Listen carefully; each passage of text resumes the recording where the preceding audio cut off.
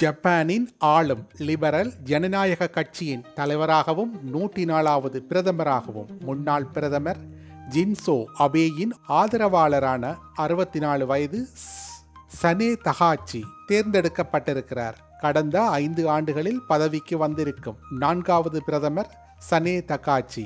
ஜின்சோ அபேயின் திடீர் பதவி விலகலை தொடர்ந்து பிரதமரான யோசி ஹிடோ சுகா, புமியோ கிஷிடா, இஷிகெரு இஷிபா மூவரும் ஓராண்டு காலம்தான் பதவியில் தாக்கி பிடிக்க முடிந்திருக்கிறது. ஜப்பானில் பெண்மணி ஒருவர் பிரதமராக தேர்ந்தெடுக்கப்பட்டிருப்பது என்பது யாருமே சற்றும் எதிர்பாராத திருப்பம். ஜப்பானின் முதல் பெண் பிரதமர் என்பதால் அவரது தலைமை எப்படி ஏற்றுக்கொள்ளப்படும் என்கின்ற எதிர்பார்ப்பு எழுந்திருப்பதில் வியப்பில்லை. 1955 கட்சி தொடங்கப்பட்டதைத் தொடர்ந்து கடந்த ஜூன் மாதம் மேலவை தேர்தலுக்கு பிறகுதான் முதன்முறையாக ஆளும் லிபரல் ஜனநாயக கட்சி கூட்டணி 2 அவைகளிலும் பெரும்பான்மையை இழந்திருக்கிறது. இந்த பின்னணியில் தான் தகாச்சி பிரதமராக பதவியேற்றிருக்கிறார். கட்சியை தனது கட்டுப்பாட்டுக்குள் கொண்டுவர முடிந்தது போல கூட்டணியை தனது கட்டுப்பாட்டுக்குள் அவரால் கொண்டுவர முடியுமா என்பதை பொறுத்திருந்துதான் பார்க்க வேண்டும். தகாச்சியின் சின்சோ அபே பாணி அரசியலை ஏற்காத பௌத்த மத சார்புள்ள கெலமேட்டா கட்சி எல்டிபி கூட்டணியுடனான தனது 26 ஆண்டு தொடர்பை முறித்துக் கொண்டிருக்கிறது. கெலமேட்டா தனது ஆதரவை விலக்கிக் கொண்டதை தொடர்ந்து சற்றும் தாமதியாமல் இஷின் என அழைக்கப்படும் ஜப்பான் இன்னோவேஷன் கட்சியுடன் உடன்படிக்கை ஏற்படுத்தி கொண்டிருக்கிறார் பிரதமர் தகாச்சி. அமைச்சரவையில் உடனடியாக இணையாமல் வெளியிலிருந்து ஆதரவு வழங்க அந்த கட்சிக்கு பிரதமர் தகாச்சி தந்திருக்கும் விலை என்ன தெரியுமா? ஜப்பானின் 2வது தலைநகரமான ஒசாகாவை அங்கீகரிப்பது. அமெரிக்காவின் டொனால்ட் ட்ரம்ப், இந்தியாவின் நரேந்திர மோடி போல தனது நாட்டின் நலனுக்கு முன்னுரிமை அளிக்கும் தேசியவாத கொள்கையை முன்னெடுப்பவர் பிரதமர் தகாச்சி. முன்னாள் பிரதமர் சின்சோ அபே போலவே இவரும் ஜப்பான் தனது பாதுகாப்பை உறுதிப்படுத்த வேண்டும் என்கின்ற கருத்திலும் 2ஆம் உலகப் போரின் விளைவுக்காக ஜப்பான் வருத்தம் தெரிவிக்க தேவையில்லை என்பதிலும் உறுதியாக இருப்பவர். 2ஆம் உலகப் போரில் உயிரிழந்த ஜப்பானிய இராணுவ வீரர்களின் நினைவை போற்றும் யசுகுனி ஆலயத்திற்கு சின்சோ அபே சென்று வந்தது ஜப்பான் படையெடுப்பால் பாதிக்கப்பட்ட சீனாவையும் கொரியாவையும் எரிச்சலூட்டியது. இப்போது அபேயின் சீடரான தகாச்சியும் அந்த ஆலயத்திற்கு செல்பவர் என்பதை குறிப்பிட வேண்டும். 2ஆம் உலகப் போருக்கு பின்னால் ஜெர்மனியை பிளவுபடுத்தி வலிமை இழக்க செய்தது போலவே ஜப்பானையும் அமெரிக்கா தலைமையிலான நேச கூட்டணி அடக்கி வைக்க முயன்றது. ஜப்பானியர்கள் மத்தியிலே ஹிரோஷிமா நாகசாயி அணுகுண்டு தாக்குதலுக்கு பிறகு போர் குறித்த அச்சம் மேலெழுந்தது.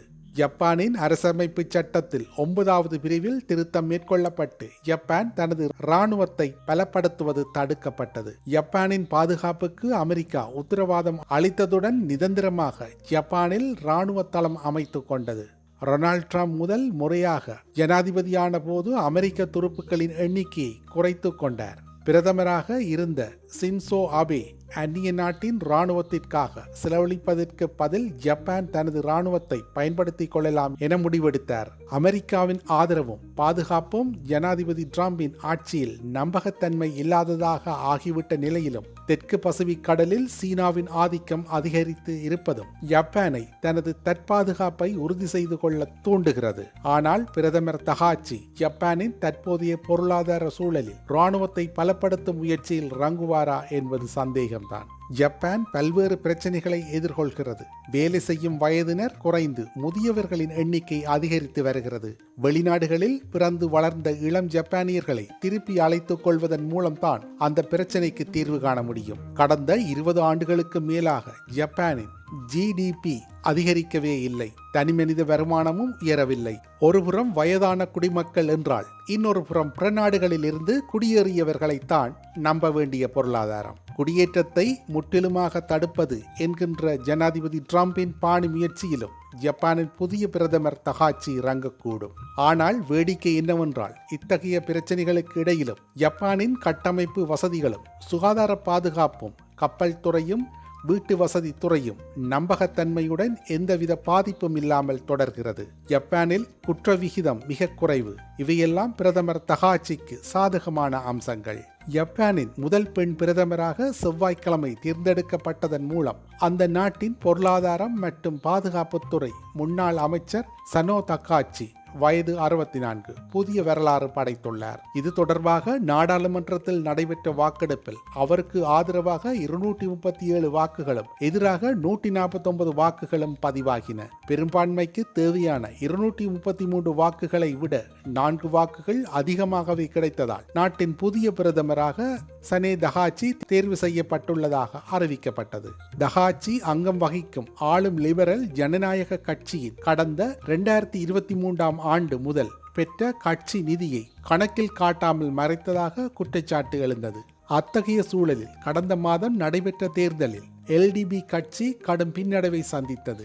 மேலும் பிரதமர் செகெரு இஷிபாவுக்கு பொதுமக்களிடையே ஆதரவு குறைந்து வந்தது. கருத்து கணிப்புகள் மூலம் இது தெரிய வந்தது.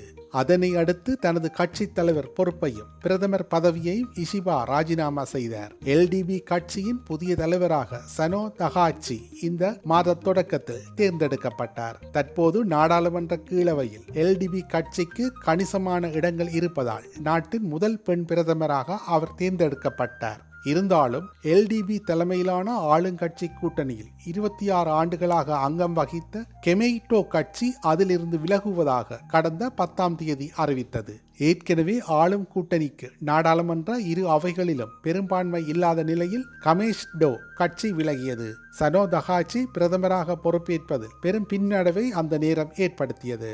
இந்த சூழலில் ஒசாகாவைச் சேர்ந்த வலதுசாரி கட்சியான ஜப்பான் புத்தாக்க கட்சியுடன் சனே தகாச்சி நடத்தி வந்த கூட்டணி பேச்சுவார்த்தையில் செவ்வாய்க்கிழமை ஒருமித்த கருத்து ஏற்பட்டது. அந்த கட்சி எம்பிக்களின் ஆதரவுடன் நாட்டின் பிரதமராக தகாச்சி தற்போது தேர்ந்தெடுக்கப்பட்டுள்ளார். வளர்ச்சியடைந்த நாடாக இருந்தாலும் பாலின சமத்துவத்தில் உலகளவில் பின்தங்கிய நாடாக ஜப்பான் கருதப்படுகிறது. அந்த நாட்டு அரசியலில் காலம் காலமாக ஆண்கள் ஆதிக்கம் செலுத்தி வருகின்றனர். இந்த சூழலில் முக்கிய கட்சியின் முதல் பெண் தலைவராக தேர்ந்தெடுக்கப்பட்டதுடன் நாட்டின் முதல் பெண் பிரதமராகவும் தகாச்சி தேர்ந்தெடுக்கப்பட்டுள்ளது ஜப்பான் வரலாற்றில் மிக முக்கிய திருப்பு முனையாக இருக்கும் என்று கூறப்படுகிறது. அதற்கு ஏற்றாற்போல் தனது அமைச்சரவையில் பெண்களுக்கான பிரதிநிதித்துவத்தை அதிகரிப்பதற்காக உறுதியளித்துள்ள சனே தகாச்சி நாட்டின் முதல் பெண் நிதியமைச்சராக சட்சுகி கடஜாமாவையும் பொருளாதார பாதுகாப்புத்துறை அமைச்சராக கிமி ஒனாடாடாவையும் நியமித்துள்ளார். மேலும் 19 உறுப்பினர்களை கொண்ட தனது அமைச்சரவையில் ஐஸ்லாந்து, பின்லாந்து, நோர்வே ஆகிய நாடுகளைப் போல் அதிக பெண்களுக்கு இடமளிக்கவிருப்பதாக தகாச்சி உறுதியளித்துள்ளார். Golda Meir, Margaret Thatcher, Indira Gandhi வரிசையில் தகாச்சி சாதனை படைக்க போகிறாரா, இல்லை சந்திரிகா பண்டாரநாயக்க, பொனாசில் பூட்டோ, லிஸ் ட்ரஸ்ட் வரிசையில் வரலாற்றை கடந்து போவாரா என்று உலகம் எதிர்பார்த்து காத்திருக்கிறது.